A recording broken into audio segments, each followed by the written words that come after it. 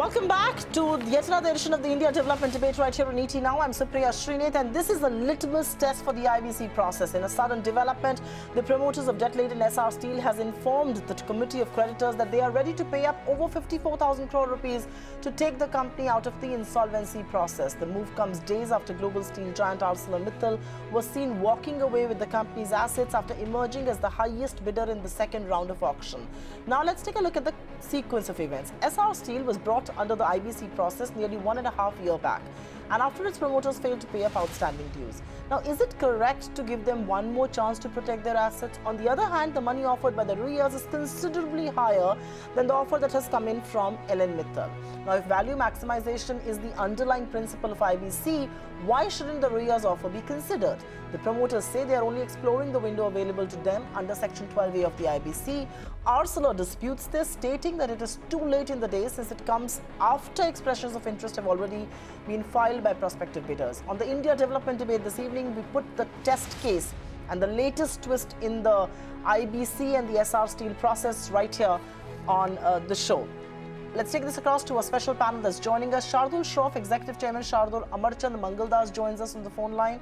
I've got Nilang Desai, partner AZB, joining me right here. Sriram Subramanian, founder and MD In-Government Research Services, joins us. And of course, our consulting editor, Maithri Busnurmat, is with us here on the show. So thanks each one of you for being with us. I will begin with you, Mr. Shroff. The board and the shareholders of Essar Steel have made an offer of over 54,000 crore rupees, and the whole idea is to withdraw Essar Steel from corporate insolvency. Is this legally permitted, and does it follow the letter and spirit of IBC?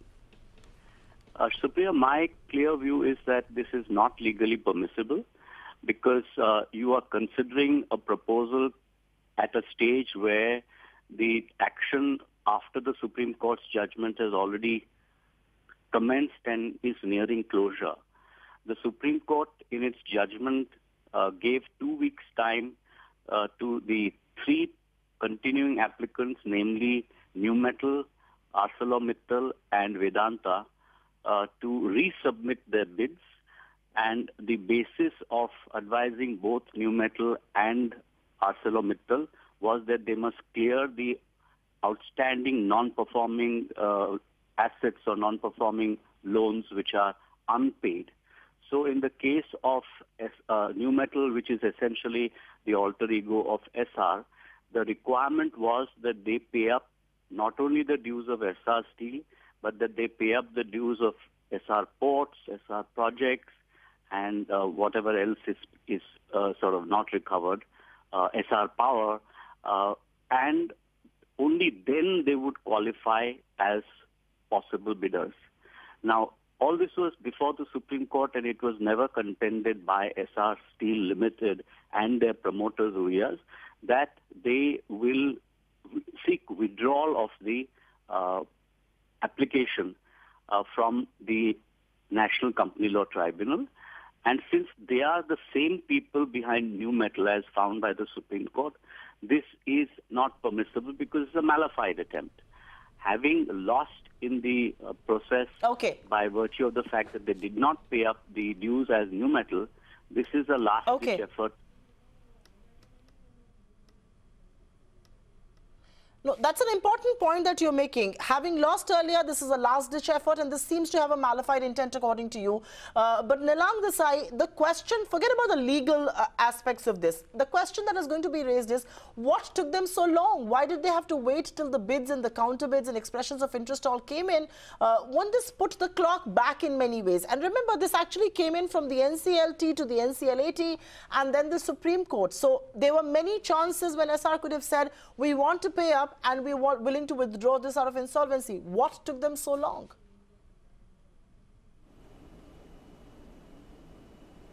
Well, I don't think we'll have an answer to that. I think that's a question for Essar. But you're right. I do think that this puts yet another longish spanner in the works for the process, because this is just the first of many steps, right?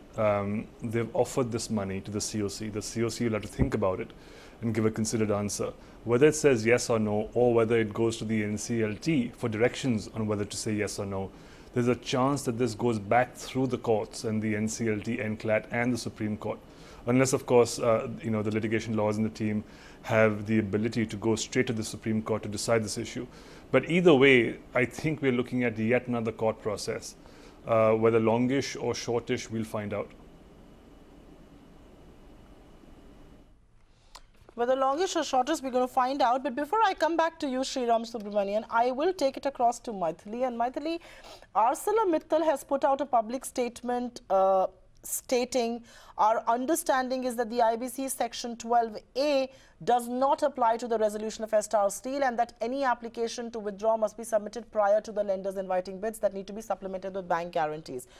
It's a technical legal question that I should have asked Shardul and Nilang, but I am really going to ask you the sum and substance and the spirit of this. You know, if Essar was serious about retaining Essar Steel, why did it take so long? And is Arcelor now right in raising these objections, having paid, you know, whatever was due to them to entities like Uttam Galva and all of that? They've reached a stage where they thought they'd almost clinched the deal.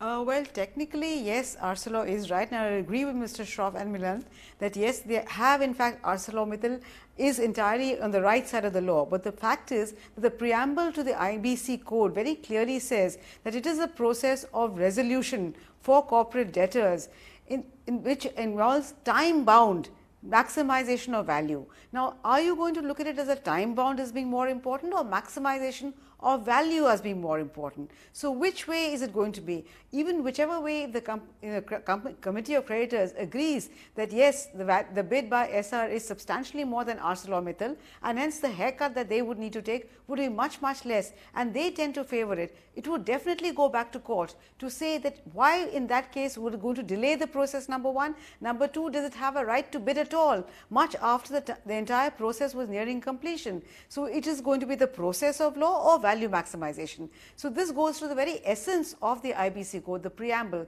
which is more important, time-bound resolution or maximization of value. So, I am afraid either way we are headed for a long litigation process.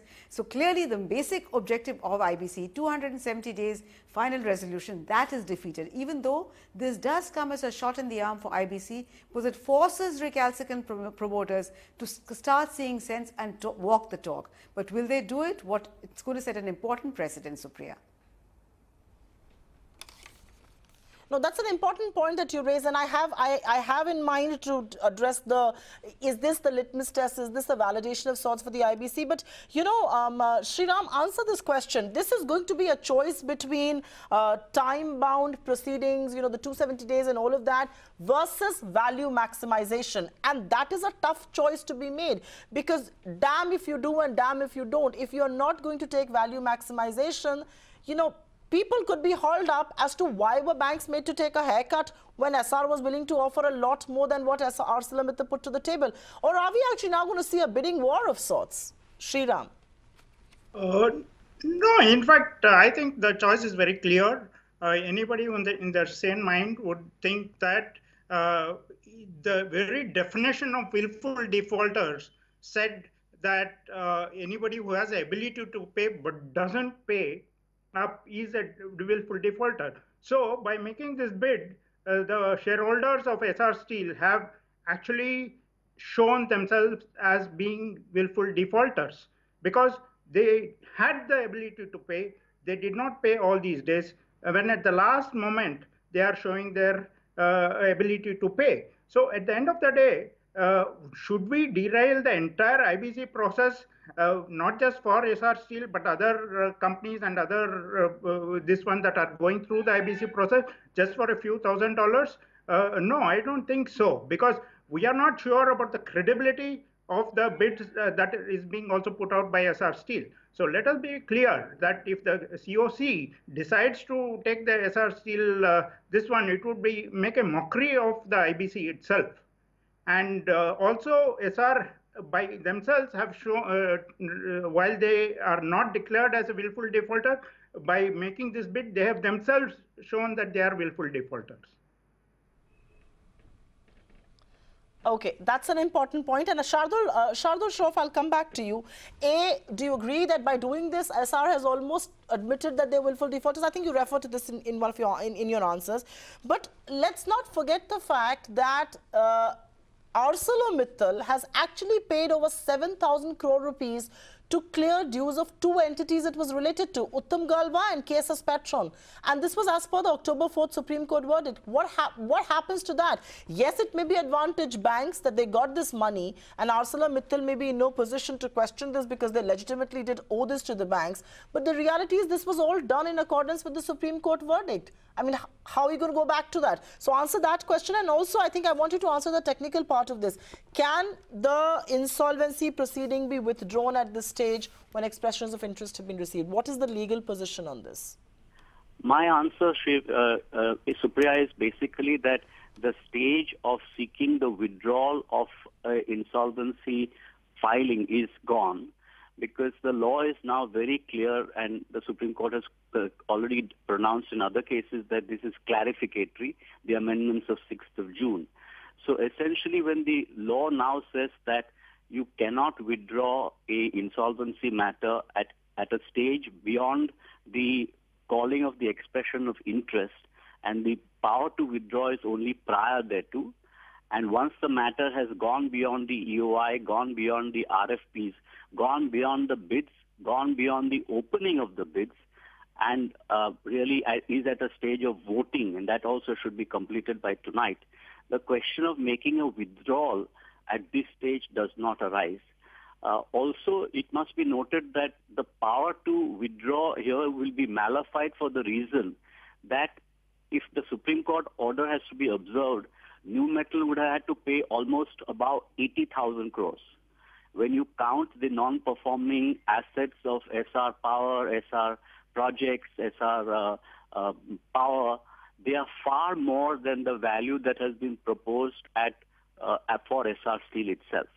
So if this, and the case in the Supreme Court was eligibility in the context of Section 29A, the Supreme Court was not asked to consider withdrawal, and therefore this is a subterfuge to avoid performance of the Supreme Court judgment.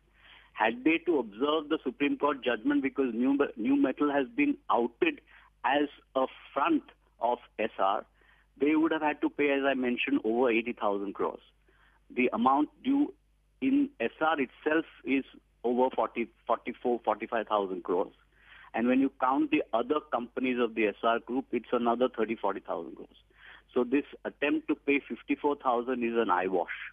And I don't think either the Supreme Court or any NCLT will really go down this route, because it's a device to really avoid the performance of the Supreme Court's judgment. And I don't believe that the law permits now for them to move an application to the NCLT for withdrawal, or to the IRP, that's the resolution professional, or to the Committee of Creditors. Okay, Nilang, you know, I don't disagree with what Shardul Shroff says, but where I'm going to raise a question is on two counts. The October 4th Supreme Court verdict and clause 154, that is the ultimate paragraph of that ruling, Justice Indu Malhotra and Justice Rohington had ruled that both New Metal and Arcelor have to go back, and you know they will be disqualified. Then of course Gopal Subramaniam intervened. They were given an opportunity to qualify themselves by paying off NPAs of their related corporates as well, and which is how it happened for Uttam Galva and the other companies. Now, given this ruling, how can the COC accept only the dues against Essar Steel and not all NPAs like Shardul is raising, which amounts to over 80,000 crore rupees? And forget about that. I mean, that is one part of my question. The second part of my question is, will any committee of creditors have the courage to go ahead and take a smaller bid when there is a larger amount of money on the table?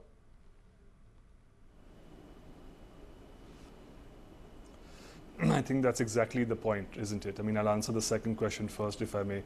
I think that's exactly where the test is going to lie. Whether it's the COC, the NCLT, or the Supreme Court, do you scoff at thousands of crores?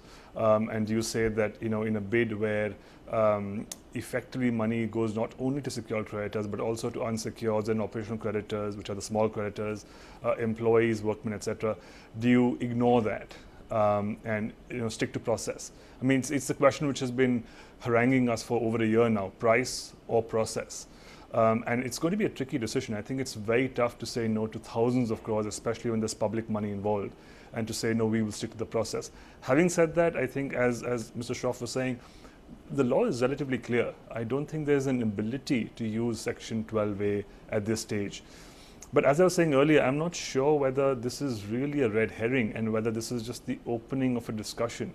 And it's going to eventually lead to a series of disputes up to the Supreme Court, at which stage Essar can seek the discretion of the Supreme Court to use Article 142 and allow them to withdraw the case out of IBC. Now, whether the Supreme Court will do that, given its prior order and given the fact that, you know, Arcelor has already been directed to and has paid the 7,000 crores, I don't know. I think that's a very, very tough decision. Speaking very technically, my sense is that it's not possible to go under Section 12A because the law has to be read with it, the regulations which were issued by the IBBI, and which regulations in relation to a removal of a company from IBC requires that IBC process to have started after the regulations came into effect, which is in June. And obviously this IBC process started more than a year before that, or almost a year before that. So I don't think that applies. But to your other question as to whether, you know, a COC can accept this offer, given the fact that we're in a position where they're not paying the other dues, I think there's a very short technical answer to that, because the requirement to pay overdues came from Section 29A as a bidder. So what the Supreme Court was saying is, sure, New Metal, if you want to bid, cleanse yourself of 29A and then bid. The tack being taken now is not a 29A issue. They're not coming in as a bidder. What they're saying is, we, the company, get rid of our dues. So we're not a bidder at all. We're actually someone who no longer owes dues because we're repaying every debt we owe. So that's a completely different tack. Now I take the emotional argument that, listen, you're getting away with 54 instead of 80. But okay, under the law, I think it's a very different I'll have to intervene there. Tack. I'm sorry, I'll have to come in there. I've just got the last 5 minutes on the show and want to cover some more ground. And Maithili, whatever you may say, at every level, one presumption is right, that the Ruias offer, accepted or not, to withdraw insolvency is going to force Arcelor to at least raise the bid. And it will have to go beyond 54,000 crore rupees, because that's what Ruias are willing to put on the table. And one of the other questions, and this is more of a conspiracy theory sort of a question, is that in the same paragraph of the Supreme Court order, 8 weeks' time was given to the Committee of Creditors to accept a resolution plan and ruled Essar Steel would otherwise go into liquidation. Is that what Essar Group is banking on?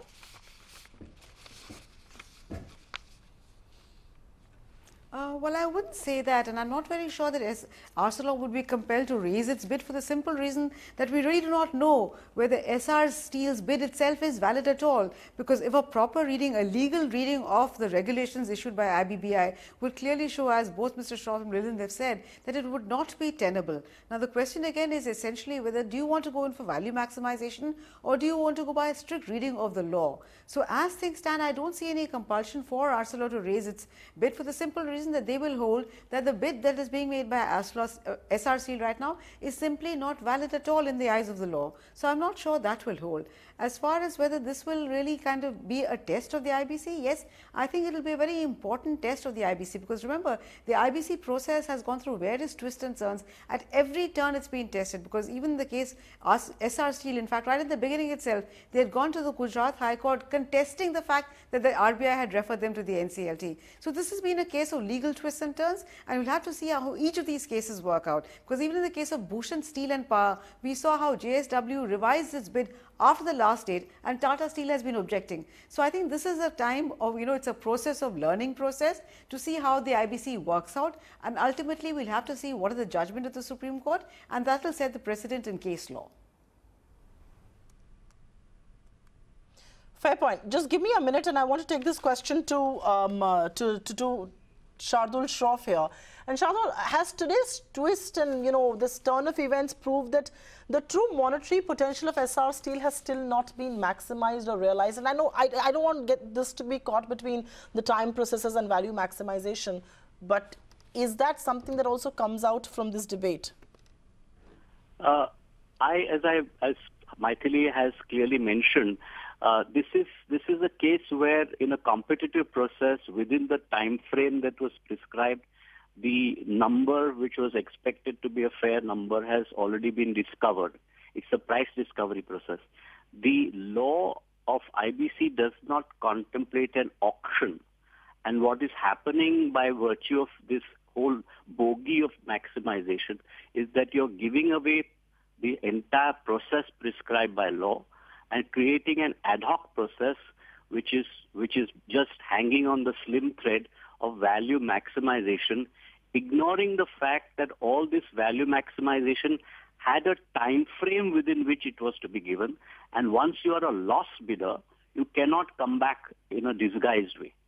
So Supreme Court, if this happens, I think this question is bound to go back to the Supreme Court, cutting across the issue whether the COC takes it or doesn't take the offer. This matter, I don't think the NCLT would entertain it, because they would then be in contempt of the Supreme Court's, decision. This matter, they would basically, this is my personal view, it's not my view as a lawyer to the COC, that this matter would literally be taken straight from the COC to the Supreme Court if they have any doubt in relation to this application. And this is the Essar Steel. Just give me a minute, because I want to get. Sorry. Go ahead and complete your point, Shardul Shroff. Supriya, basically the Essar group has been caught out as trying to, manipulate the process as a bidder, because New Metal and Essar are one. Now, having been caught out on the process of 29A, they are now resolving to the tack of Section 12A, as if Section 12A were allowable to them, and are saying that, look, I want to get out of insolvency, and here is the full value. As has been rightly mentioned on this program, that is equivalent to being a willful defaulter, because if you had the money and you didn't pay, right, fair you're point. a willful defaulter in the that's right. IFRBI. I'm sorry, I'm running out of time here, and I will. Okay, I'm sorry, I don't want to cut you short, but just give me a minute. I will take this across to Sriram Subramaniam. And Sriram, you just have 30 seconds to answer this question. Forget about everything else. The optics on this, is that going to be the most challenging? Especially given today's narrative. The government has so far said that they were keeping a, arm's length distance away from this. But now the optics is, given the current narrative, is that at all going to make this possible? No, I think the narrative should just be that we stick to the process. We ensure that the funds are in, and the banks, the company goes to a good promoter and a credible one. And I think one just has to be thankful to the Essars and the Ruias that they have tested the IBC to the limits. They have pushed the IBC to the limits, and to that extent, the IBC has been strengthened. Okay. On that note, completely out of time on this edition of the India Development Debate. Shardul Shroff along this side, Sriram Subramanian, of course, Maithili Visnur.